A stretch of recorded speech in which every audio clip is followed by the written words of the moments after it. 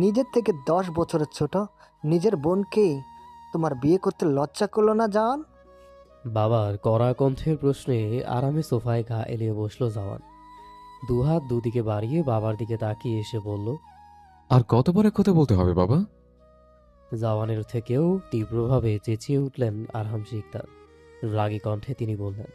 যতক্ষণ না আমি আমার প্রশ্নের সঠিক উত্তর পাচ্ছি জাওয়ান। তুমি মনে হয় ভুলে যাচ্ছ বাবা। She is not my real sister, she is my step sister. কপাল চেপে সোফায় বসে পড়লেন আরহাম শিকদার। নিজের ছেলের এমন বেহায়াপনা দেখে রাগে শরীর পুড়ে যাচ্ছে ওনার। মাথার রগগুলো যন্ত্রণাতে ফেটে যাওয়ার দশা। কি করবেন তাও বুঝে উঠতে পারছেন না তিনি। পাশেই আফসা বেগম 8 বছরের মেয়েকে বুকে জড়িয়ে দাঁড়িয়ে আছেন। 8 বছরের ইসরা বোকা বোকা চোখে আরহাম শিকদার আর জাওয়ানের দিকে তাকিয়ে আছে। এখানে কি হচ্ছে কিছুই তার মাথায় আসছে না। তার মধ্যেই জাওয়ান আদুরে গলায় হাত নাড়িয়ে ইসরাকে নিজের কাছে ডাকল। কিন্তু বাদ সাধলেন আসফা। মেয়েকে শক্ত করে ধরে বললেন। তুমি কোথাও যাবে না ইসরা। কিন্তু ভাইয়া তো আমায় ডেকেছে আম্মু। মেয়ের মুখ চেপে ধরলেন আসফা। জাওয়ান আসফা বেগমের কথায় বিশেষ পাত্তা না দিয়ে আবার ডাকলো ইসরাকে। Little princess, come here. মায়ের হাত ছাড়িয়ে ইসরা ছুটল জাওয়ানের কাছে। ইসরা আসতেই জাওয়ান দাঁড়িয়ে পড়ল, হাত বাড়িয়ে কোলে তুলে নিল বাচ্চাটাকে।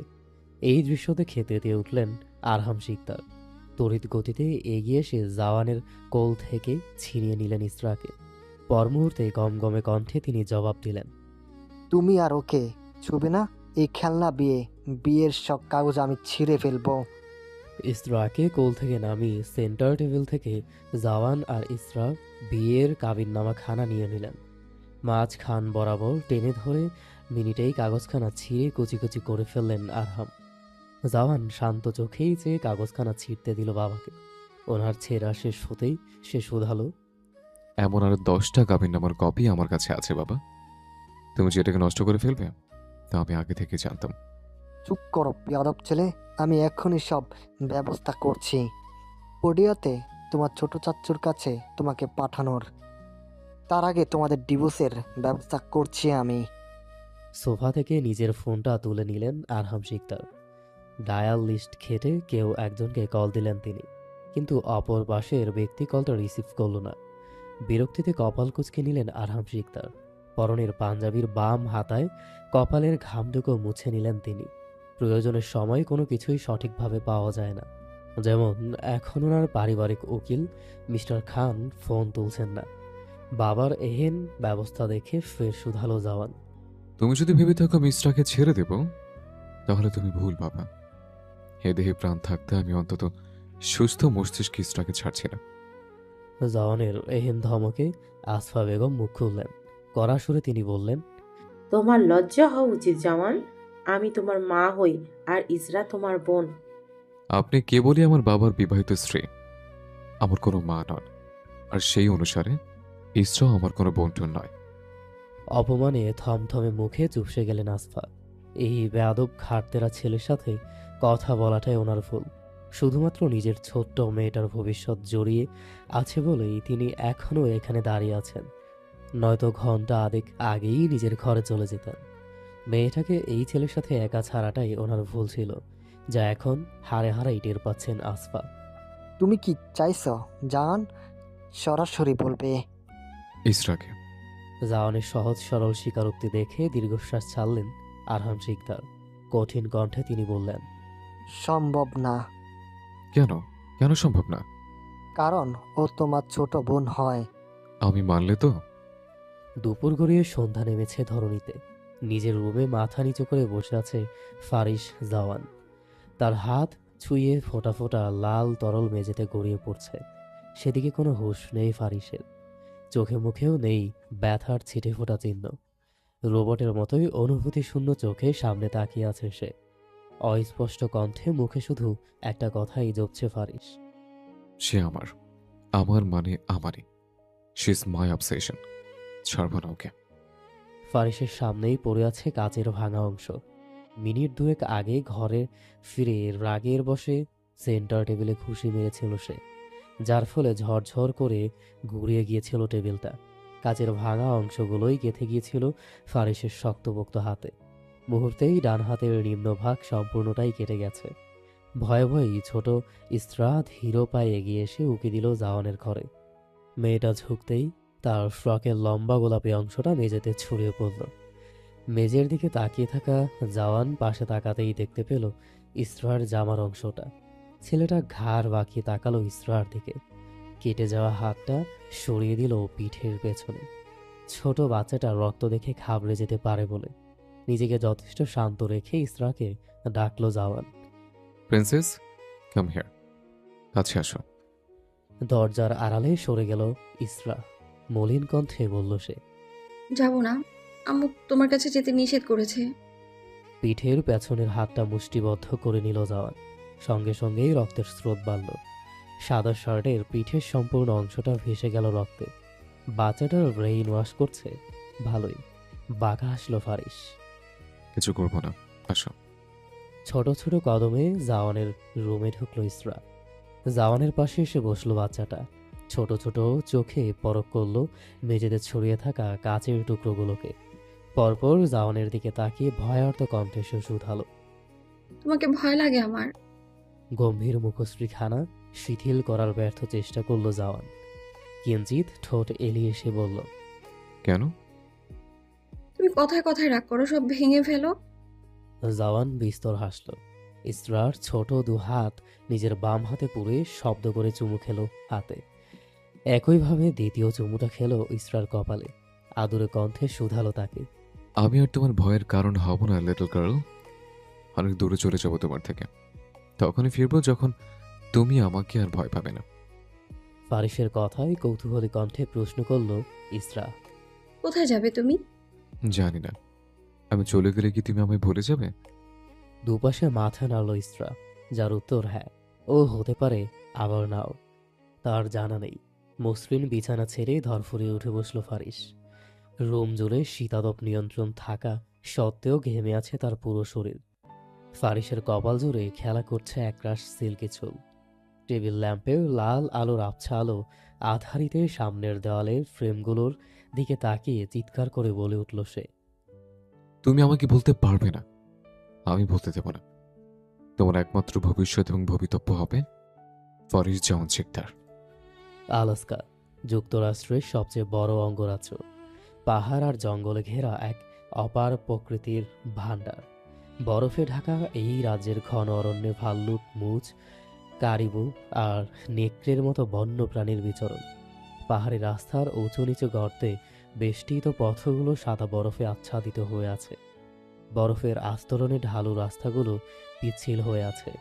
অক্টোবর মাস চলার দরুন শীত পড়তে শুরু করেছে প্রকৃতিতে। বরফে ঢাকা গাছপালা আর পাহাড়ের মাঝেই মাঝারি ধাঁচের একটি আধুনিক প্যালেস। প্যালেসটির চারপাশে কালো মার্বেল পাথরের তৈরি বিশাল আকৃতির দেয়াল দ্বারা আবৃত। দেওয়ালের ওপর কাচের ভাঙা অংশ দিয়ে ঢালাই করা, যাতে কেউ বিনা অনুমতিতে ভিতরে প্রবেশ করতে না পারে। প্যালেসটা বাহির থেকে দেখতে জনমানব শূন্য মনে হলেও প্যালেসের ভিতরের সম্পূর্ণ পরিবেশটাই ব্যতিক্রম। প্যালেসের প্রবেশ পথেই মাঝারি ধাঁচের একটা ঘোড়াশাল। ঘোড়াশালের পাশাপাশি দুটো ঘোড়া রাখা, একটি কালো অপরটি ধূসর রঙের। ঘোড়াশালের সাথেই ছোট পরিসরে বসার দুটো টুল পাতা। তার বিপরীত পাশাতে কালো গোলাপের ছাদ। বাগানের অর্ধেকের বেশি অংশ জুড়ে কালো গোলাপের সমারোহ। গোলাপগুলোর কলি আর পাপড়ি জুড়ে তুষারের অস্তিত্ব। বিশাল এক কক্ষ জুড়ে সাজানো অদ্ভুত সব সামগ্রী। সে অদ্ভুত বস্তুগুলোর সামনে নিয়ে কিছুটা জায়গা জুড়ে আগুন জ্বালিয়ে বসে আছে জাওয়ান। পুরো কক্ষ জুড়ে চলছে শতাধিকের বেশি রঙিন মোমবাতি। সামনেই তাকের মধ্যে থরে থরেই সাজানো কিছু অদ্ভুত চিহ্ন খণ্ডিত বই। পাশ থেকে রঙিন এক মুঠো ছাই নিয়ে আগুনে ছুঁড়ল ফারিস। পরপর ধারালো ছুরিটা দিয়ে নিজের করে আঙুলটা কেটে ফেলল সে। আঙুলটা কাটতেই ফিনকি দিয়ে রক্ত ছুটল। হাতটা বাড়িয়ে আগুনের লেলিহান শিখায় রক্তের ফোঁটাগুলো ফেলল ফারিস। আগুনটা নিমিষেই কমে এলো। মিনিট দুয়েক যেতেই পুরোপুরি নিভে গেল। উঠে পড়ল জাওয়ান। সময়ের তারতম্য সে করে না, করার প্রয়োজনও বোধ হয় না। তবে ভোর হয়ে এসেছে। বরফে ঢাকা বিশাল পাহাড়ের বুক ছিঁড়ে হালকা সোনালি আভা ফুটে উঠেছে। ফারিস কক্ষটা থেকে বেরিয়ে আবার দরজা বন্ধ করে দিল। বড় বড় পায়ে লাল গালিচা মারিয়ে দোতলায় নেমে এলো সে। এই প্যালেসের শেষ কর্নারের কক্ষটা তার। পুরো কক্ষ জুড়ে কালো রঙের ফার্নিচারে সজ্জিত। আলমারি থেকে টাওয়ালটা নিয়ে ওয়াশরুমে ঢুকে পড়ল ফারিস। 1 ঘন্টার মতো সময় লাগিয়ে শাওয়ার নিল সে। টাওয়ালটা কোমরে পেঁচিয়ে রুমের মাঝ বরাবর দাঁড় করিয়ে রাখা আয়নাটার সামনে এসে দাঁড়ালো ফারিস জাওয়ান। আয়নার প্রতিচ্ছবিতে ভেসে উঠল চোখ ধাঁধানো এক সৌন্দর্যের অধিকারী পুরুষ, অবয়ব যার বলিষ্ঠ দেহের প্রতিটি ভাঁজে ভাঁজেই সৌন্দর্যের অচেনা দূতটি ঠিকরে পড়েছে। মুখ জুড়ে সুন্দরভাবে ছাঁটাই করা খোঁচা খোঁচা দাড়ি, গলার মাঝখানটাতে বাদামি একটা তেল, কপাল জুড়ে একরাশ চুল। 2 হাত দিয়ে চুলগুলো ঝেড়ে নিল ফারিস। পূর্ণ দৃষ্টিতে নিজের দিকে একবার তাকিয়ে বাঁকা হাসল। ফিচেল কণ্ঠে শুধালো সে। 12 বছর, 12 years, 4303 days। অনেক সময় দিল তোমার লিটল প্রিন্সেস। এবার তোমাকে কেড়ে নেওয়ার পালা। সহজভাবে ধরা দিলে তোমার নিজের জন্যই ভালো, কিন্তু নিজের কথায় ঘর কাঁপিয়ে নিজেই হাসল ফারিস। কিন্তু বিপরীত পথটাও সে শিখে রেখেছে। এতদিনের এত শিক্ষা আর ট্রেনিং সব তার জন্যই নেওয়া। কথা শেষে আলমারি থেকে কালো ফর্মাল স্যুটটা নিয়ে তৈরি হয়ে নিল ফারিস। বিকেলে জুনত একটা আর্ট এক্সিবিশন আছে, সেখানে জাওয়ান কিছুটা আর্ট নিলামে তোলা হবে। সেখানেই দুপুরের মধ্যেই পৌঁছাতে হবে তাকে। দুপুর গড়িয়ে এসেছে, বেলা 3টে বাজে। ঢাকা শহরের জ্যাম কাটিয়ে ক্লান্ত শরীরে মাথা ঝুঁকিয়ে রাস্তার পাশ ধরে হেঁটে যাচ্ছে এক বালিকা। ক্লান্তিতে তার সমস্ত শরীর নুয়ে এসেছে। কাঁধের ব্যাগটা চেপে ধরে ধীরে ধীরে পায়ে এগিয়ে আসা মেয়েটার হঠাৎ ধাক্কা লাগলো কারো সাথে। পড়তে পড়তে বেঁচে গেল সে। তবে আলগোছে ধরে রাখা ব্যাগটা পড়ে গেল পিচ ঢালা রাস্তায়। বিরক্তিতে চোখ তুলে সামনে তাকালো ইসরা। কাঁধে অফিসের ব্যাগ ঝুলিয়ে কাঁচুমাচু মুখে একটা ছেলে দাঁড়িয়ে আছে। কথা না বাড়িয়ে ঝুঁকে ইসরার ব্যাগটা তুলে নিল। তড়িৎ বেগে ছেলেটা বলল, আমি তুলে দিচ্ছি, দাঁড়ান। প্রয়োজন নেই। নিরস মুখে উত্তর দিয়ে আবার পা টেনে হাঁটা ধরল ইসরা। ছেলেটাও ছাড়ার পাত্র নয়। সে ইসরার পেছন হাঁটা দিল। ইসরার কাছে নিজের অস্তিত্ব জানান দিতে গদগদ কণ্ঠে বলল, meet myself, I am Rounak Bhuiyan, son of Shahjahan Bhuiyan. বিরক্তিতে তেতো হয়ে উঠল ইসরার মুখ। এমন ছ্যাঁচড়া ছেলে পেলে তার একদম পছন্দ না। একে তো ধাক্কা দিয়ে ব্যাগ ফেলে দিয়েছে, এখন আবার পরিচয় দিতে যাচ্ছে। হাঁটার গতি বাড়ালো ইসরা। এক প্রকার দৌড়েই সে রিকশায় উঠে পড়ল। রনফ হতাশ চোখে চেয়ে দেখল ইসরার প্রস্থানের দিকে। মেয়েটার আত্মসম্মানবোধ একটু বেশি, ভালো লেগেছে তার। কিচেনে চা করছেন আসফা বেগম।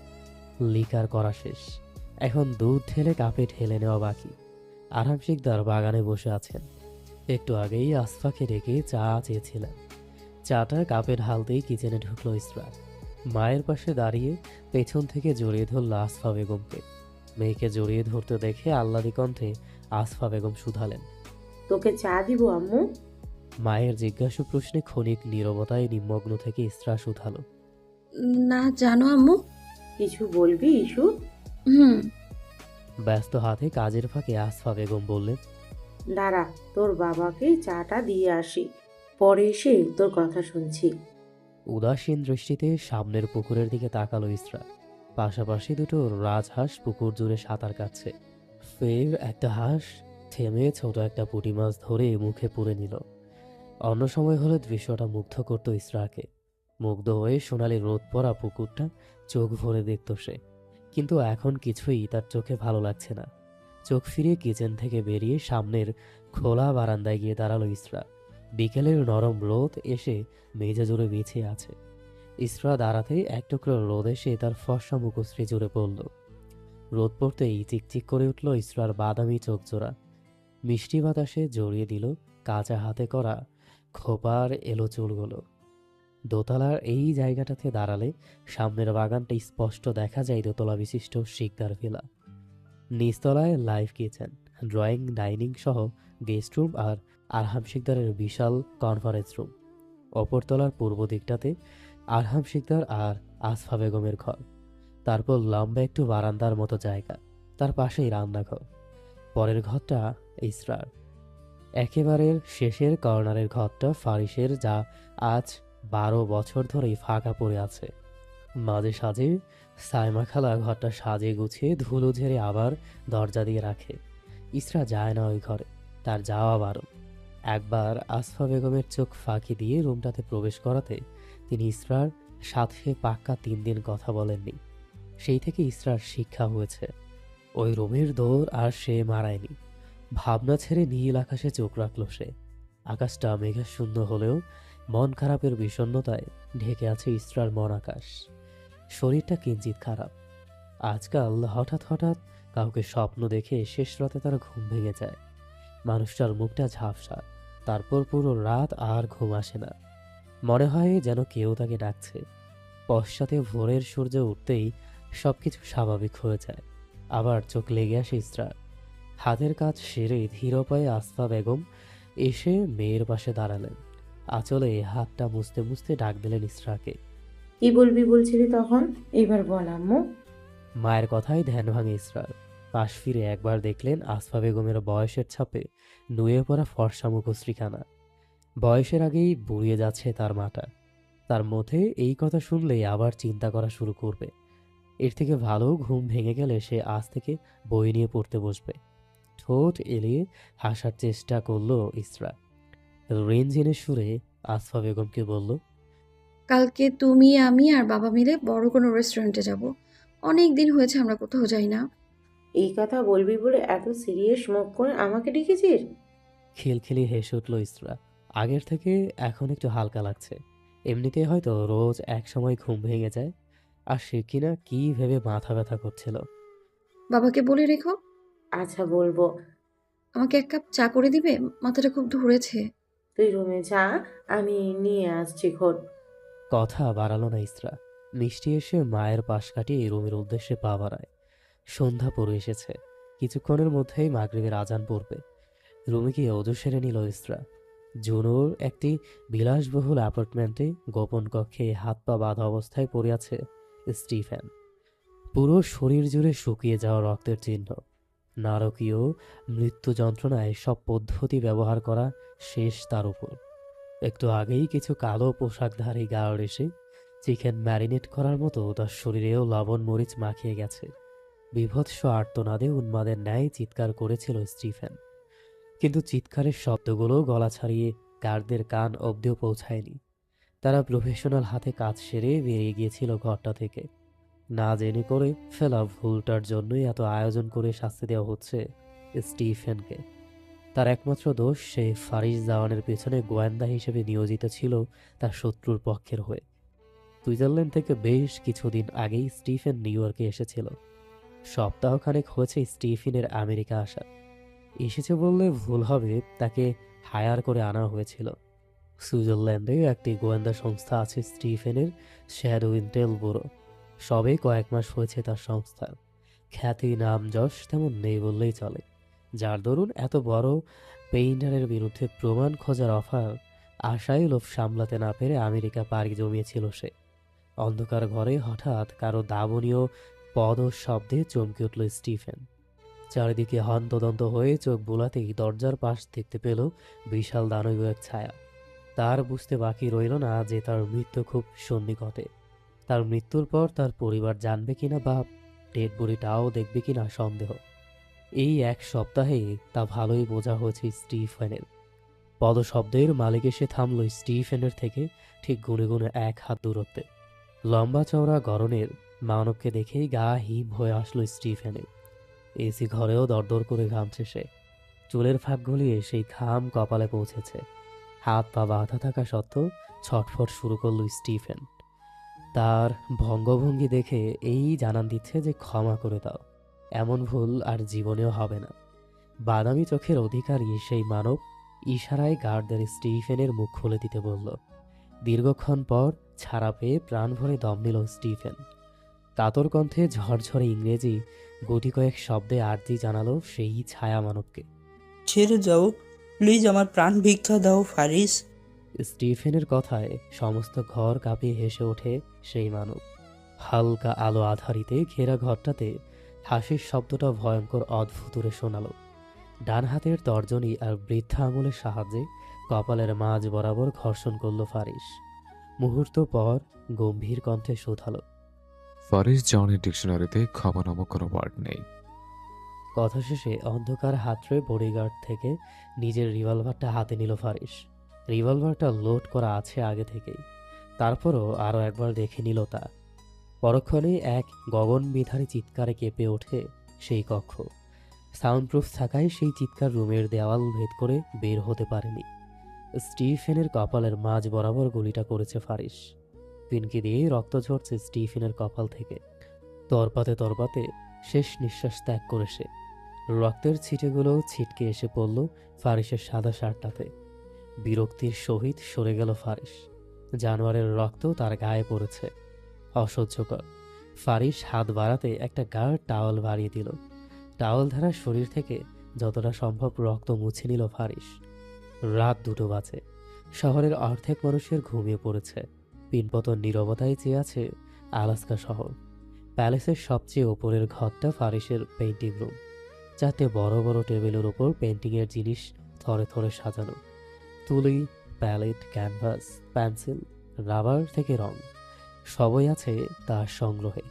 পেইন্টিং রুমের মাঝ বরাবর টুলে বসে পেইন্টিং করছে ফারিস জাওয়ান। তার সামনেই প্যালেট ভর্তি তরল রক্ত আর তুলি রাখা। তাজা রক্তের ভাঁজে উটকো গন্ধে ভরে আছে ঘরটা। এটা স্টিফেনের রক্ত। তার লাশটা টুকরো টুকরো করার আগে ফারিস রক্তটা তুলে রেখেছিল তার রগ হিসেবে ব্যবহার করার জন্য। তুলিতে রক্ত নিয়ে নাকের সামনে ধরল ফারিস। তাজা রক্তের ঝাঁঝালো গন্ধ। গ্রান্টার শুকে তুলিটা দিয়ে আচার কাটল ক্যানভাসে। দক্ষ হাতে সাদা ক্যানভাস স্টিফেনের ছবি আঁকছে ফারিস। শীতের মাঝেও ফারিসের মুখ জুড়ে ঘামের ফোঁটা ফোঁটা অস্তিত্ব। ছবি আঁকার ফাঁকে ফাঁকেই কপালের ঘাম মোছার দরুন রক্তের ছোপ ছোপ দাগ ফারিসের শুভ্র মুখ জুড়ে বিস্তৃত হয়ে আছে। উদম শরীরে পেটের কাছেও রক্তের অস্তিত্ব। ক্যানভাসের ছবিটা আঁকা প্রায় শেষের দিকে। শেষ টাচ আপটা দিয়ে সোজা হয়ে বসল ফারিস। নির্নিমেষ চোখে তাকিয়ে রইল নিখুঁত হাতে আঁকা ছবিটার দিকে। পরপর ইজেল থেকে ক্যানভাসটা খুলে পাশের টেবিলে সাজিয়ে রাখলো ফারিস জাওয়ান। তার আরও একটা প্রাপ্তি, পরপর 20টা মানুষের ছবি সাজানো টেবিলটাতে। প্রতিটা খুন করার পর সেই ব্যক্তির রক্ত দিয়েই তার প্রতিকৃতি এঁকে রাখা ফারিসের শখ বা ফ্যাশন বলা চলে। ভার্সিটির মাঠে বসে আছে ইসরা, জাইমা আর রবিন। তাদের ক্লাস শুরু হতে আরও 15 মিনিট বাকি। 3 জনের হাতেই 3টে কোকের ক্যান। জাইমা মাঠে আসা যাওয়া করা ছাত্রছাত্রীগুলোকে একবার দেখে কোকের ক্যানে চুমুক দিল। পরপর ইসরাকে বলল, শুনেছি আমাদের ডিপার্টমেন্টে নতুন প্রফেসর এসেছে ইস্যু। তাতে আমার কি, ক্লাস করতে পারলেই হলো। ইসরা উত্তর শুনে জাইমার আগে রবিন বলে উঠল, বুঝিস না ইসরা, আবার স্যারের পেছনে লাগবে জাইমা। রবিনের কথাই তার পিঠে কিল বসালো জাইমা। বসা থেকে উঠতে উঠতেই রাগী কণ্ঠে বলল সে, তোর মতো নষ্ট নজর না যে বুড়ি ম্যামদের পেছনে লাগবো। তাও ভালো তোর মতো কুড়িদের পিছনে ঘুরি না। মাথা ভর্তি গুনিয়ে ভাব ধরে। ম্যামদের থেকে একটু শিখ। ব্যাগ ভর্তি টাকা আর টাকা। তোদের দুইটার পছন্দই বাজে। একদম আমার পছন্দকে বাজে বলবি না ইসরা, সম্মান দিয়ে কথা বলবি। জাইমার ধমকে হাত বাড়িয়ে জাইমার সামনে জোড়া করে ধরল ইসরা। চোখ পিটপিট করে মার্জিত কণ্ঠে শুধালো সে, বিনীত অনুরোধ ম্যাম, আপনার বস্তা পচা পছন্দগুলোর কথা আমার সামনে আর বলবেন না প্লিজ। বিশিষ্ট জাইমা ম্যামের জন্য আমার এক লাইন গান। ইসরা, তুই চাইলে কানে হাত চাপতে পারিস। রবিনের কথায় খিলখিলিয়ে হেসে উঠল ইসরা। দাঁত কেলিয়ে রবিনকে বলল, প্রয়োজন নেই, তুই শুরু কর। ইসরার থেকে অভয় পেয়ে গলা পরিষ্কার করে সোজা হয়ে বসলো রবিন। জাইমাও ব্যাগটা পাশে রেখে বসলো রবিনের গান শুনতে। মনটা আমার উড়ু উড়ু, বুকটা কাঁপে দুরু দুরু, ভার্সিটিতে নতুন গুরু এলো রে, জাইমার নতুন মুরগি এলো রে। রবিন বাকিটা শেষ করার আগেই জাইমা মুখ চেপে ধরল রবিনের। মুঠোভর্তি রবিনের চুলগুলো নিয়ে টেনে ধরল 2 হাতে। ইসরার পেট চেপে হেসে চলেছে। এমন উদ্ভট গান কেবল রবিনের ধারাই সম্ভব। জাইমা কটমট করে তাকিয়ে বলল, রবিন না, আল্লাহ তোর বিচার করুক। রবিন ইনোসেন্ট ফেস করে ইসরার দিকে চাইল। পরপর বোকা বোকা কণ্ঠে শুধালো ইসরাকে, ইসরা বস, তুই বল আমার গানটা কেমন হয়েছে। অসাধারণ। তাদের কথোপকথনের মাঝেই ক্লাসের বেল বেজে উঠল। তিনজনেই তড়িঘড়ি করে উঠে ছুটল ক্লাসের উদ্দেশ্যে। মাঠ থেকে তিনতলায় উঠতে উঠতেই না ক্লাস শুরু হয়ে যায়। আলাস্কার বুকে দুপুর পড়ে এসেছে। শীতের মশরুম হওয়াতে রোদের তাপটা তেমন গায়ে লাগে না। দিনের বেশিরভাগ সময়ই এখানে শীত পড়ে। শীতের মোটা পোশাক না পরে ঘর থেকে বেরোনো মুশকিল। কালো ঘোড়াটার লাগাম টেনে সারা রেসিং ট্র্যাক জুড়ে ধাপিয়ে বেড়াচ্ছে ফারিস জওয়ান। ফারিসের ঘোড়ার খুরের শব্দে মাটি কম্পমান। তার চারপাশের ধুলোর আস্তরণে আশেপাশের সবকিছুই অস্পষ্ট। পুরো রেসিং ট্র্যাক জুড়ে আরও দুবার চক্কর কাটল ফারিস। অতঃপর শান্ত চোখে সামনে তাকিয়ে লাগাম টেনে থামালো ঘোড়াটাকে। আকাশের দিকে তাকিয়ে জোরে জোরে শ্বাস নিয়ে নিজেকে ধাতস্থ করল ফারিস। ঘোড়াটার পিঠে আলতো হাত বুলিয়ে লাফিয়ে নেমে পড়ল সে। সারা শরীর বেয়ে ঘাম ঝরছে ফারিসের। ফর্সা পিঠ বেয়ে নেমে গেছে ঘামের রেখা। হালকা রোদের তাপে ফারিসের কপালের ঘামের বিন্দুগুলো চকচক করছে। গার্ড এগিয়ে গিয়ে টাওয়ালটা বাড়িয়ে দিল ফারিসের দিকে। বলিষ্ঠ পিঠসহ বাহুগুলো টাওয়াল দিয়ে মুছে নিল ফারিস। টাওয়ালটা ঘাড়ে বুলিয়ে বেরিয়ে পড়ল রেসিং ট্র্যাক থেকে। ফারিস বেরোতেই ড্রাইভার দৌড়ে এসে গাড়ির দরজাটা খুলে দিল। আয়েশার ভঙ্গিতে গাড়িতে চড়ে বসল ফারিস জওয়ান। মুহূর্তেই গাড়িটা ধুলো উড়িয়ে চলে গেল রেসিং ট্র্যাকের ফটক পেরিয়ে। বিকেল পড়ে এসেছে। ক্লান্ত শরীরে সবে ভার্সিটি থেকে ফিরেছে ইসরা। সদর দরজা পেরিয়ে ড্রয়িং রুমে পা রাখতেই কারো হাসির শব্দে দাঁড়িয়ে পড়ল সে। এই সময় বাড়িতে গেস্ট এসেছে, কিন্তু ইসরার জানা মতে কেউ তো আসার কথা নয়। ইসরা দুপা এগিয়ে এসে উকি দিল ড্রয়িং রুমে। কালকের ছেলেটা বসে আছে আরহাম শিকদারের সামনে।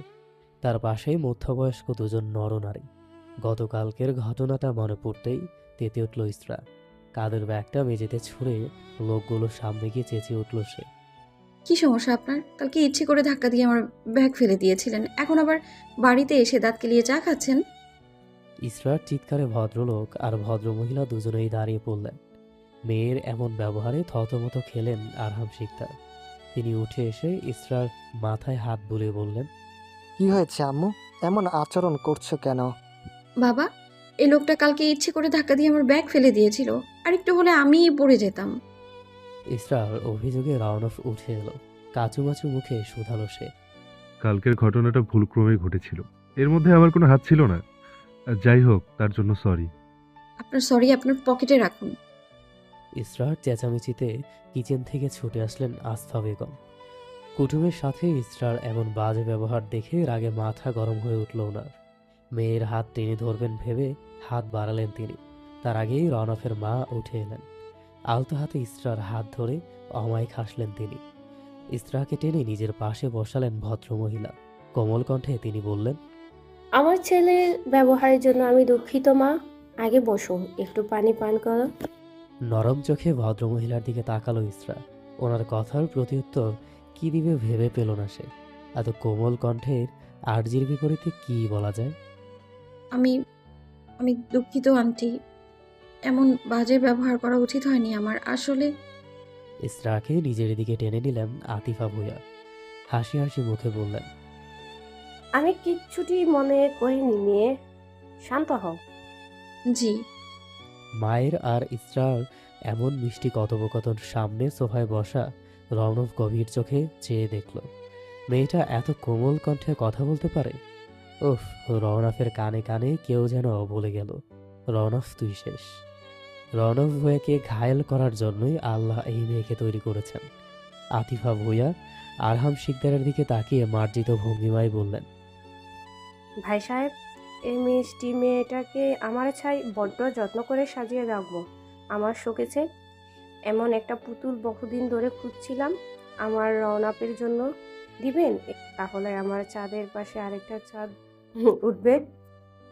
আচানক চোখ তুলে আতিফা বেগমের দিকে তাকালেন সবাই। ইসরা অবাক হয়ে ভাবল, এত দরদ মিশে কথা বলে কেন মহিলাটা? তার মুখোমুখি বসা রনফের দিকে চাইল ইসরা, যে কিনা তার দিকেই তাকিয়ে আছে। লোকটার পরনে সাদা পাঞ্জাবি পাজামা। ইসরার মাথায় আসলো না রনফের এই বেশের কারণ। গতকালও তো ফরমাল লুকেই করেছিল, সাথে গলা উঁচিয়ে ঝামেলাও করেছিল। তাহলে আজ এমন বিড়াল সেজে বসে আছে কেন?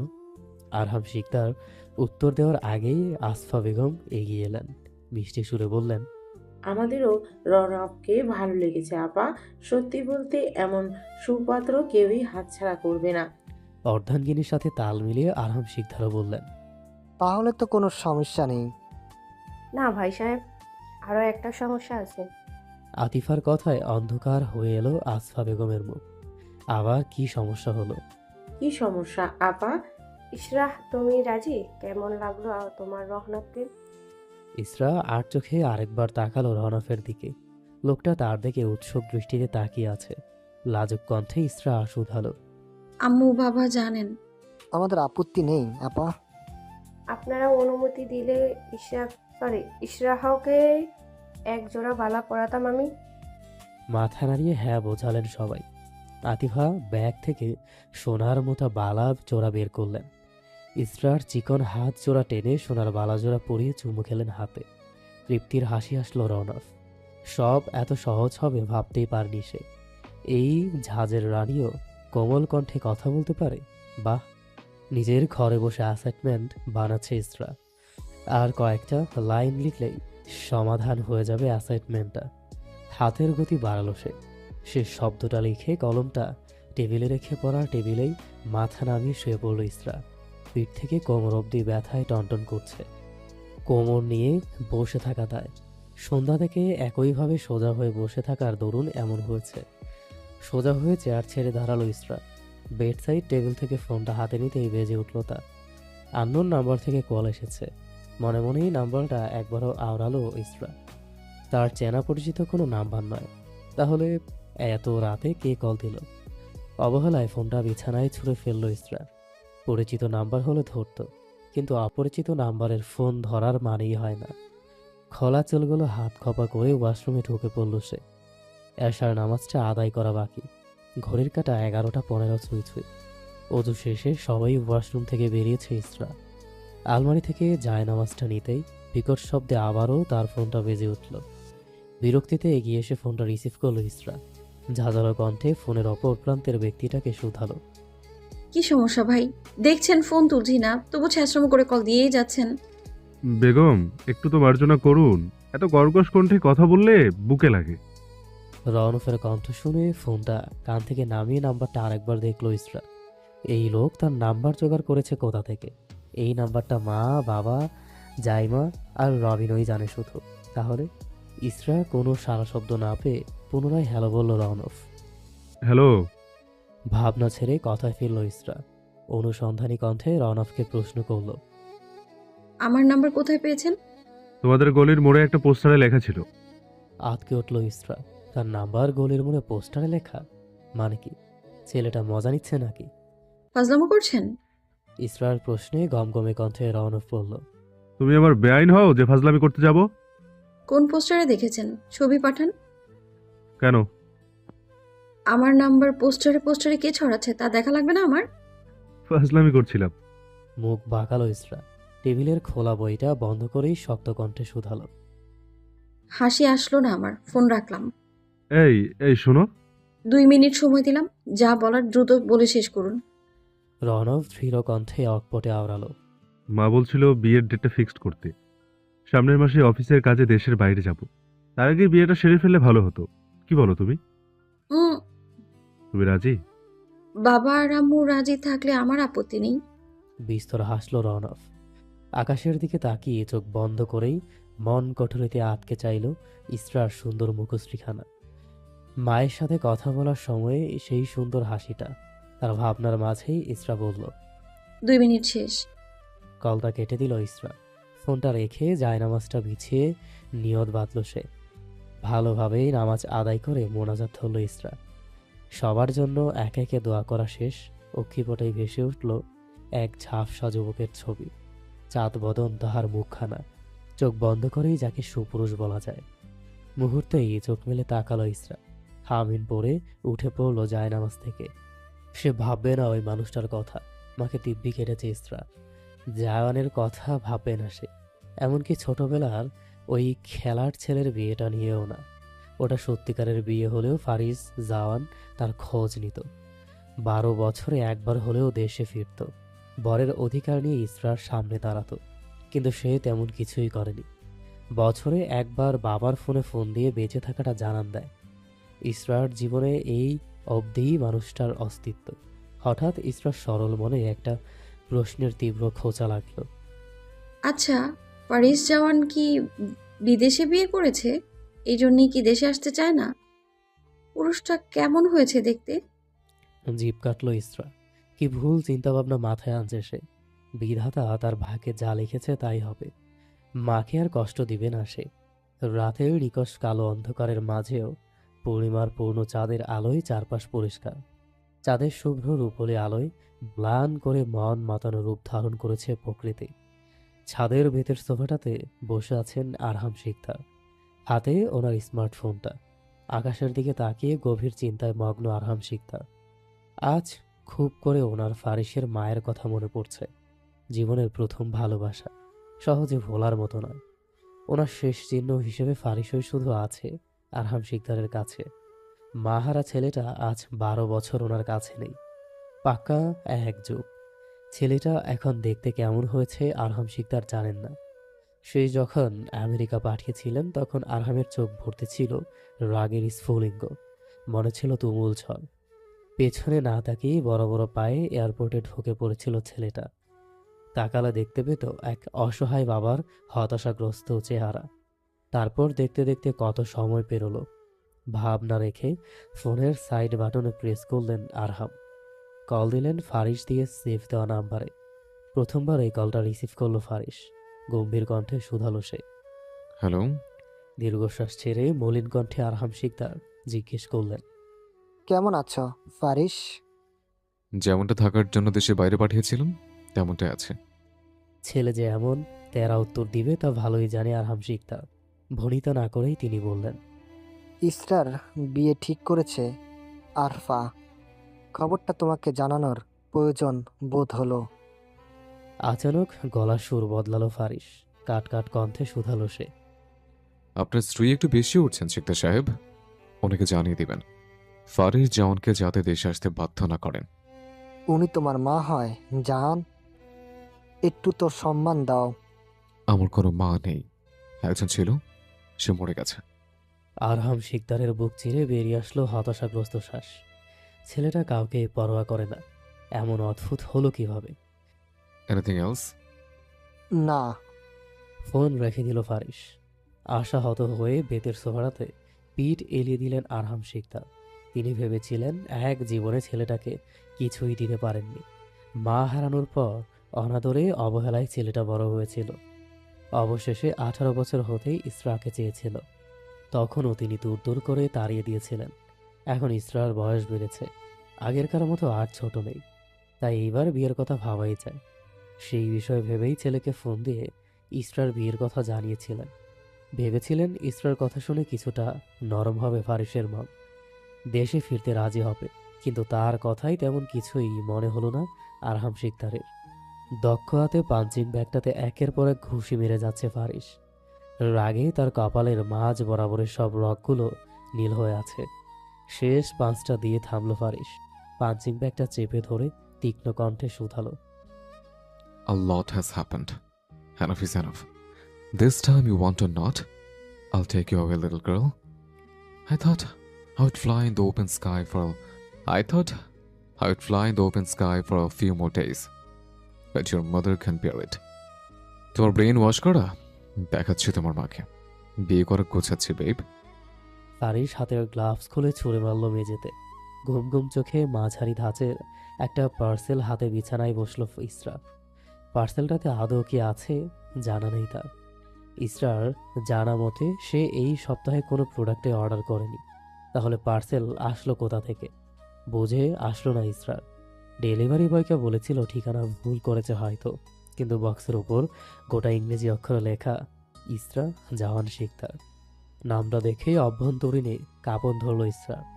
বুক পাজরে কামড় ধরল অস্বস্তিরা। জাওয়ান? তার নামের পাশে জাওয়ানকে লিখল। ইসরা মুনতাসির কেটে জাওয়ান। ইসরা বাবার নাম মুনতাসির জামান ছিল। সেই হিসেবে জন্মের পর ইসরার নামের পাশে মুনতাসির যুক্ত হয়েছিল। বাবা চলে গেলেও নামটা আর কাটা হয়নি। বরং পাশের শিকদারটা সংযুক্ত করা হয়েছিল। কিন্তু জওয়ান কেউ কি ভুল লিখেছে নাকি ইচ্ছে করেই এমন ভুল করা, বুঝে আসলো না ইসরার। ভাবনাগুলোকে সাইডে রেখে কাঁচি দিয়ে পার্সেলটা আনপ্যাক করলো সে। ভেতরের ছোট একটা বক্স আর 4 ভাঁজের একখানা চিরকুট। বক্সটা হাতে নিয়ে চোখের সামনে খুলে ধরল ইসরা। মুহূর্তেই চিৎকার করে তা হাত থেকে ছুঁড়ে মেঝেতে ফেলে দিল সে। আহ! বক্সটাতে একটা ব্লাড ড্রপ ব্রেসলেট। ইসরার জানা মতে মানুষের রক্তের ফোঁটা ধারা এমন ব্রেসলেট বানানো হয়, কিন্তু এমন অদ্ভুত উপহার তার জন্য কে পাঠালো? ভয়ে গলা শুকিয়ে এলো ইসরার।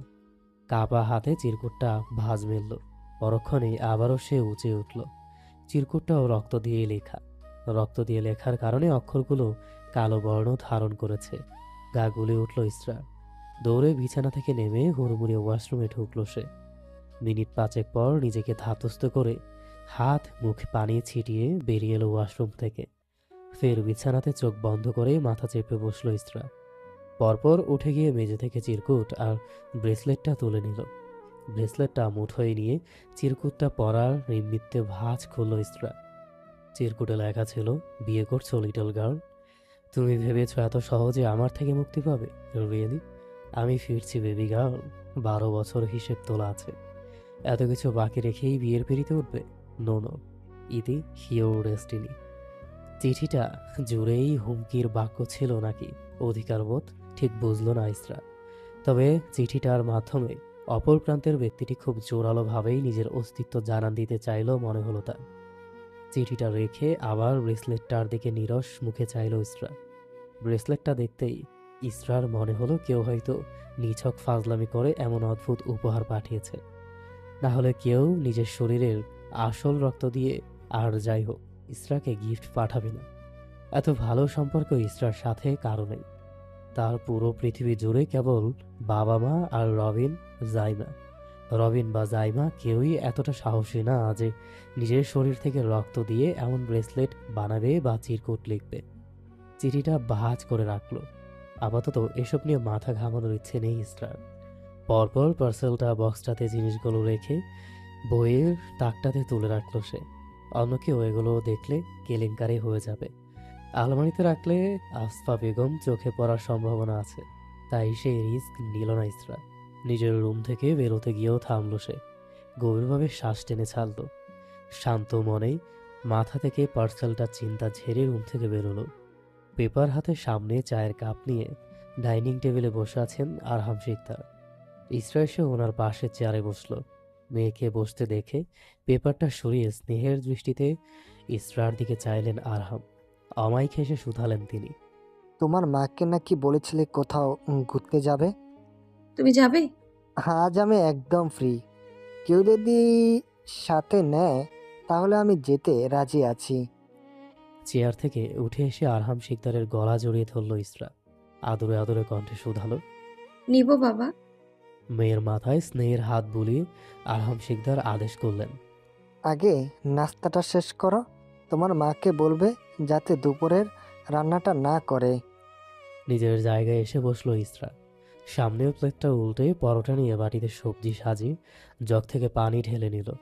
মনোযোগ সহকারে সম্পূর্ণ খাবারটা শেষ করে উঠে পড়ল। বেসিনে হাত ধুয়ে কিচেনে গিয়ে আসফা বেগমের পাশে দাঁড়ালো। আম্মু বাবা বলেছে দুপুরে রান্না না করতে। চপিং বোর্ড থেকে কাটা পেঁয়াজগুলো কড়াইয়ের তেলে ছেড়ে পাশ ফিরে অবাক কণ্ঠে বললেন আসফা। এখন কি তোরা দুজনে কিচেনেও নাক গলানো শুরু করবি? তবে আমি আগেই বলে দিচ্ছি, কুন্তির বাড়ি কিন্তু তোর পিঠে দিব। ধুর, তোমার এইসব রান্না ফান্না আমরা কেন করতে যাব কোন দুঃখে? ওটা বরং তুমিই সামলাও। আজ আমরা দুপুরে বাইরে খাবো। ও তাই বল। তুমি বলার সুযোগ দিলে তো বলবো। ইসরাকে চোখ রাঙানি দিলেন আসফা বেগম। মাকে চোখ রাঙাতে দেখে বড় বড় কদমে পালালো ইসরা। অমাবস্যার অন্ধকারের পৃথিবী আচ্ছাদিত। হাতের 5 আঙুলেও অদৃশ্যমান অন্ধকারের চাদরে প্যালেসের ছাদে অনাবৃত দেহে বসে আছে ফারিস। শীতের মাঝেও সদ্য শাওয়ার নিয়ে এসেছে সে। ফারিসের চুল থেকে টুপটাপ পানি ঝরছে।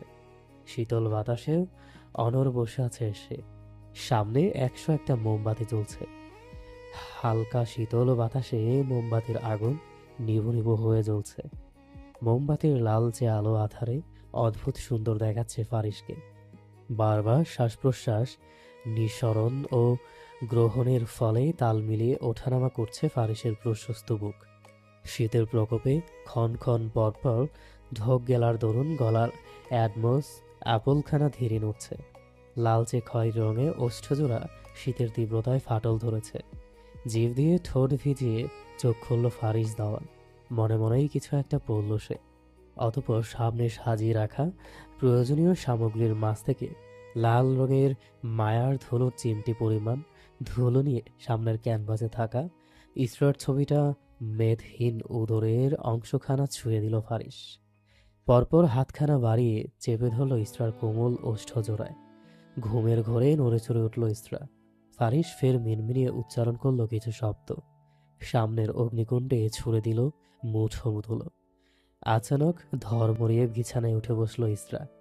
অস্বস্তিতে আড়ষ্ট হয়ে হাত বাড়িয়ে বেডসাইড টেবিল থেকে টেবিল ল্যাম্পটা অন করল সে। ভয়ার্ত চোখে পরখ করল পুরো রুম। কেউ নেই, কেউ না। কিন্তু ইসরার মনে হলো কেউ তাকে ছুঁয়েছে। সেই স্পর্শটা নিছক স্বপ্ন বা ঘোর মনে হয়নি তার, বরং সে কেউ একজনের শক্ত উপস্থিতি টের পেয়েছিল পাশে, যার হাতের উষ্ণ স্পর্শ এখনও মেখে আছে ইসরার শরীরে। গ্লাস থেকে এক ঢোক পানি পান করল ইসরা। পাশ থেকেই ফোনটা নিয়ে সময় দেখল। রাত শেষের দিকে 4:55। উঠে পড়ল ইসরা। ফজরের আজান পড়ে গেছে। অজু করে জায়নামাজ পেতে নিয়ত বাঁধল। ফারিস শেষ মুঠো মায়ার ধুলো আগুনে দিতেই মোমবাতিগুলো নিভে গেল। বসা থেকে উঠে পড়ল সে। উঠে গিয়ে ছাদের কার্নিশ ঘেঁষে দাঁড়ালো ফারিস। রাতের পাহাড়ের চূড়ায় চেয়ে ফিচেল কণ্ঠে শোধালো, my little girl, love you so much babe. এত সব তোমার জন্যই মাই ওয়াইফি। এবার দেখার পালা আমার সামনে তোমার মায়ের কান পড়া কতটা টিকে। তোমাকে অনেক ভালোবাসে দেওয়া বাকি আমার বিষাক্ত অ্যাঞ্জেলস ট্রাম্পেট। উত্তরের হিমেল বাতাস ইতিমধ্যেই জানান দিতে শুরু করেছে যে শীত আসছে। কখনো বড় কাঁপানো শীতে জনজীবন বিপর্যস্ত করতে তো কখনো খেজুর গাছের রস দিয়ে পায়েস খাওয়ার জন্য শীতের প্রয়োজন। শিশির ভেজা কুয়াশায় ঢেকে আছে চারপাশ। সকাল 6:30 বাজে। শিকদার ভিলার সকলে এখনো ঘুমে। পাখির কিচিরমিচির ডাকে ঘুম ভেঙে গেল ইসরার। শরীর থেকে কমফোর্টারটা সরিয়ে অলস ভঙ্গিমায় বিছানায় উঠে বসল সে। এলোমেলো হাতে কোমর সমান চুলগুলোকে খোপা বেঁধে বিছানা ছেড়ে নেমে পড়ল ইসরা। ওয়াশরুম থেকে ব্রাশে পেট দিয়ে বারান্দায় এসে দাঁড়ালো সে। চারিদিকে কুয়াশার আস্তরণে অস্পষ্ট। বাগানে চোখ রাখল ইসরা। ফুল গাছগুলোর আশেপাশে আগাছায় ভরে গেছে। কয়দিনের অযত্নে গাছগুলো দশা বেহাল। গাঁদা ফুলগুলো পাপড়ি ছেড়ে দিয়েছে। গোলাপগুলোরও একই দশা। ওয়াশরুম থেকে কুলিকুচি করে চাদরটা পেঁচিয়ে রুম থেকে বেরোলো ইসরা। সিঁড়ির দিকটা থেকে পা বাড়িয়েও থেমে গেল সে। ঘাড় বাঁকিয়ে তাকালো ডানে। এখান থেকে দেখা যাচ্ছে ফারিসের রুমটা। দরজার বাহির থেকে ছিটকিনি দেওয়া। আবার বামে তাকালো সে। বাবা মায়ের রুমের দরজাটা এখনো বন্ধ। সাহস করেই ফারিসের রুমের দিকে পা বাড়ালো ইসরা। আলতো হাতে শব্দ ছাড়া ছিটকিনিটা খুলল সে। দরজাটা ধাক্কা দিতেই মরমরিয়ে শব্দ হলো। শব্দটাকে উপেক্ষা করেই বিসমিল্লা বলে রুমের ভিতরে ইসরা পা বাড়াতেই হাতে টান পড়ল। ভয়ে চোখ খেঁচে নিল সে। মিনিট পরেই পেছন থেকে শোনা গেল আসফা বেগমের রাগ মিশ্রিত কণ্ঠ, কতবার তোকে এই ঘরে আসতে বারণ করেছি ইসু? ঘুরে দাঁড়ালো ইসরা।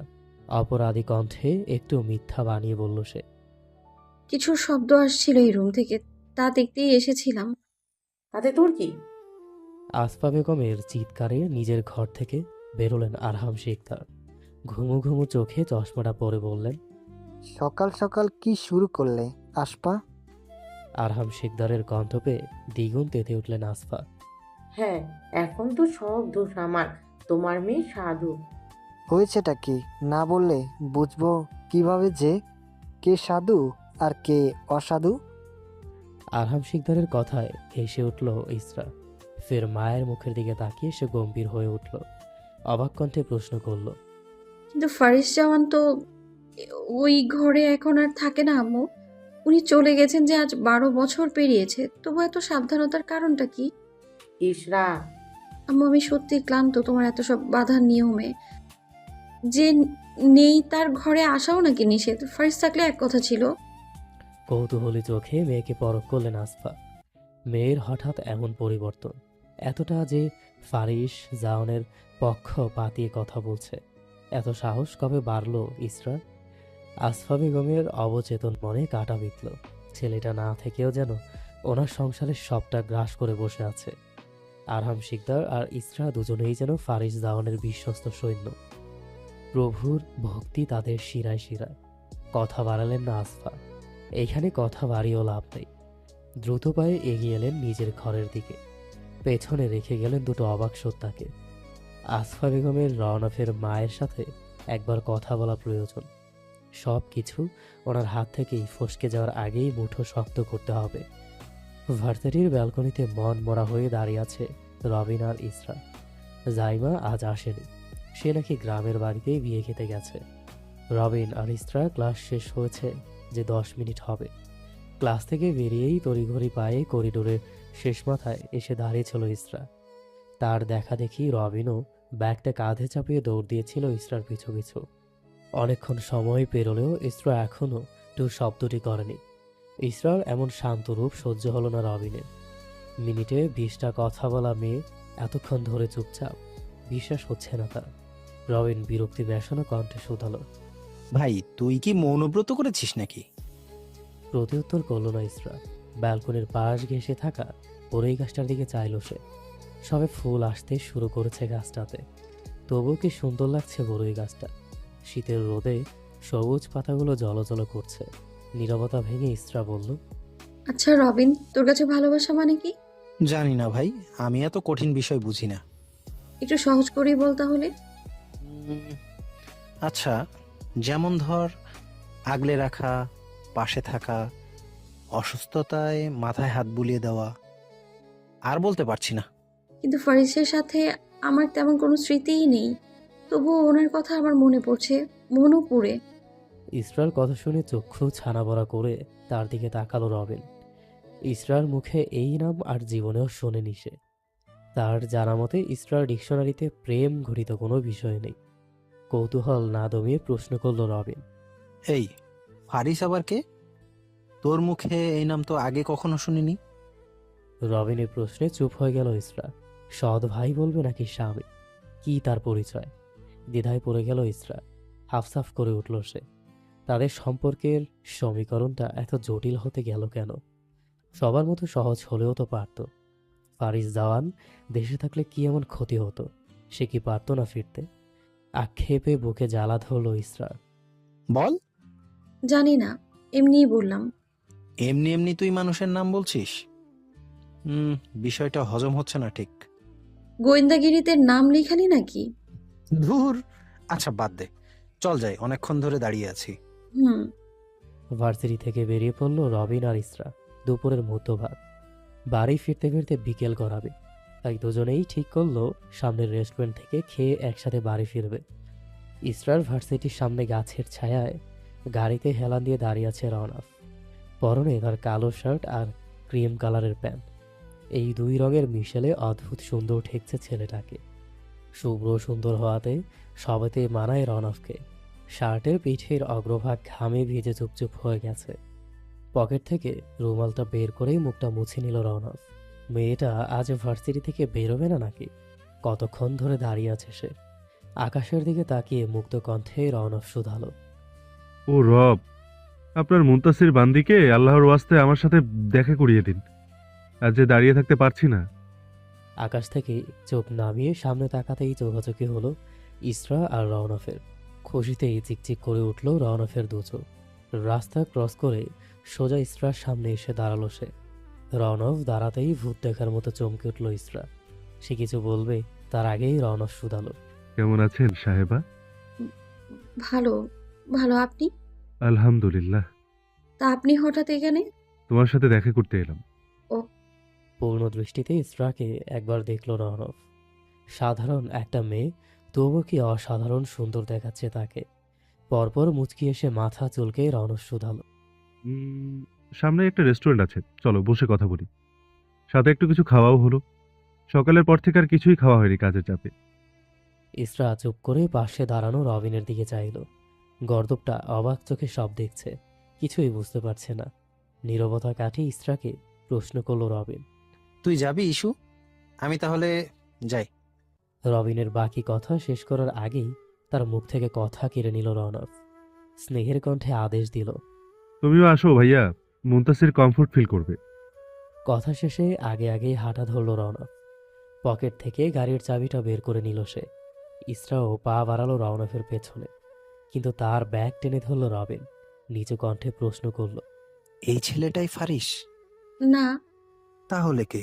আমার ঠিক করা পাত্র। শয়তানি হাসি দিল রবিন। নেভি ব্লু শার্টটা কলার উঁচিয়ে শুধালো। ওরে, চল চল, আজ তাহলে ছেলেটার পকেট ফাঁকা করার দায়িত্ব আমার, মুনতাসির।